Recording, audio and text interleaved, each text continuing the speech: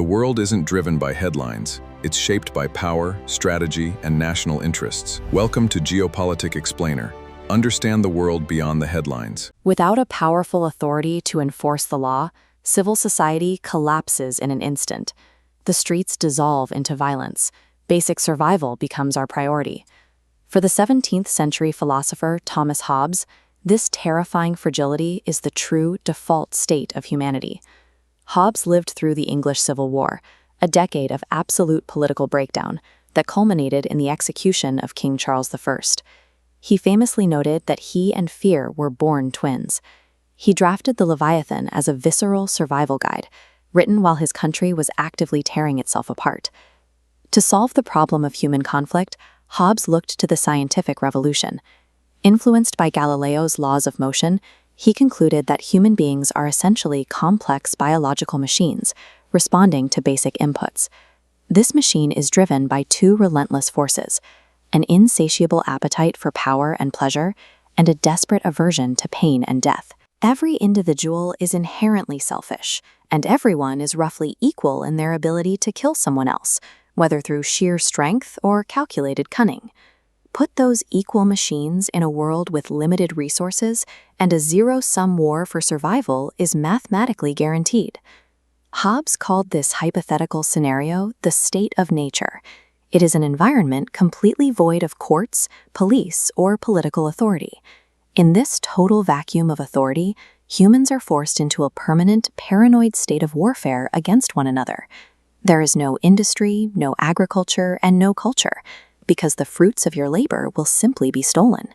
Life, as Hobbes famously wrote, is solitary, poor, nasty, brutish, and short.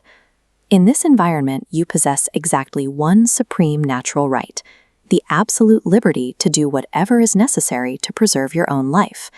But a permanent war of all against all is an unwinnable death trap. Recognizing this, human reason calculates that peace must be established at literally any cost. The only escape mechanism from this chaos is the social contract. The terms of this contract are extreme. Individuals must voluntarily and permanently surrender all their natural freedoms and their right to govern themselves. They hand this total freedom over to a third party. This is the Leviathan, an artificial, all-powerful sovereign created to enforce peace. Look closely at his anatomy in the 1651 illustration. His body is composed entirely of individual citizens, his authority constructed from their surrender. Hobbes argued this new power must remain absolute and undivided. Splitting authority, like separating a king from a parliament, only invites the return of civil war. In his view, covenants without the sword are but words. Unless the state holds the terrifying threat of violence over its subjects to enforce the rules, the contract fails entirely. Total security requires the total sacrifice of freedom. Later philosophers like John Locke and Jean-Jacques Rousseau recoiled at this conclusion. They demanded constitutional limits and a government that could be held accountable. But Hobbes leaves us with an incredible ideological paradox. He pioneered the foundational concepts of modern liberalism, human equality and government by consent, but he followed that logic straight into totalitarianism. This calculation remains a lens for modern instability.